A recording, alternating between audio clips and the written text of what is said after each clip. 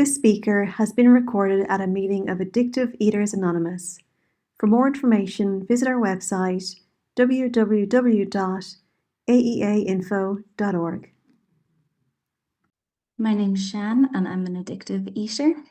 I thought I might share on a topic this evening, and what came to mind was what newcomers can frequently ask when they come along, or also when we're doing public information activities. We often get asked this question as to whether or not we are a religious program. And pretty understandably, because all throughout our 12 steps that we either have on the wall or that are presented at meetings, God is mentioned, written or referred to in many of the steps. I look back on those early days when I first started coming to 12-step meetings and seeing God written and hearing members talking about a power greater than themselves. And it didn't make me run for the hills, but I do very distinctly remember thinking, well, that doesn't really apply to me. I just need the help with my eating and not to gain weight. So I really felt that I could just plod along if I could just get a handle on my addictive eating. I couldn't really see how a power greater than myself was relevant to my problem. But thankfully, I kept coming back. But the more I kept coming back, the more despairing I would feel around this particular step. Step 2, coming to believe that a power greater than ourselves could restore us to sanity. I felt it was just so alien. I was too busy living my life on self-will and trying to run the show. But the more I came back, and particularly when I arrived at this fellowship, gosh, I found great comfort when it was suggested to me that perhaps I might like to consider the idea that a power greater than myself could be the sober members of this fellowship were no longer doing what I was doing with food.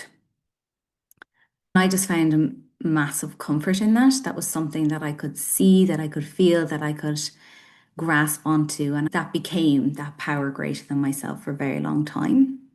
Something big and radical was going to need to happen in my life in order for me to change. I kept coming back to meetings and talking to other members and hearing them describe about their concept of God as they understood them, and getting more and more familiar with the big book and the chapter We Agnostics, and being particularly drawn to the appendices at the back of the book of Alcoholics Anonymous, where it talks about spiritual experience and the difference between spiritual experience and a spiritual awakening.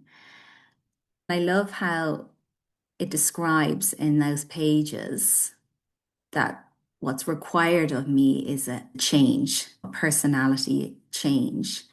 And it describes our personality as being made up of what I feel and what I think and my attitudes towards people and situations. So as I was coming regularly and listening to other members and attending meetings and hearing about this spiritual side of the program, I really identified with the fact that I needed a change in my life. And as you go down through the spiritual experience, it talks so frequently about change. It says personality change. It describes spectacular upheavals, revolutionary changes. What else does it say? Transformations, a profound alteration in my reaction to life. And it was a feeling, really. It became so apparent to me that this is what I really needed. There's a change in my thinking, a change in my attitudes, and the realization that the problem was actually centered in my mind. And what was going to help me with that was trying to live my life by these 12 steps. So I suppose, what's my life like today? trying to live a spiritual way of life. So that's the thing, when we're asked, is this program a religious program, we're very quick to say no, but it is a spiritual way of life. To me, that just describes that change in my thinking. And what's it like today? I've been pretty consumed of late with redesigning our back garden. Our back garden is an absolute heap at the moment. And, gosh, it was keeping me awake at night, whether or not we build a wall, whether or not we get a fence. I was getting more and more consumed by concrete. The mind just would take over whatever I believe is personal to us. In the last few weeks, I just thought to myself, what would it be like just to let it go? When my mind takes over, I love that question. What would it be like to let it go?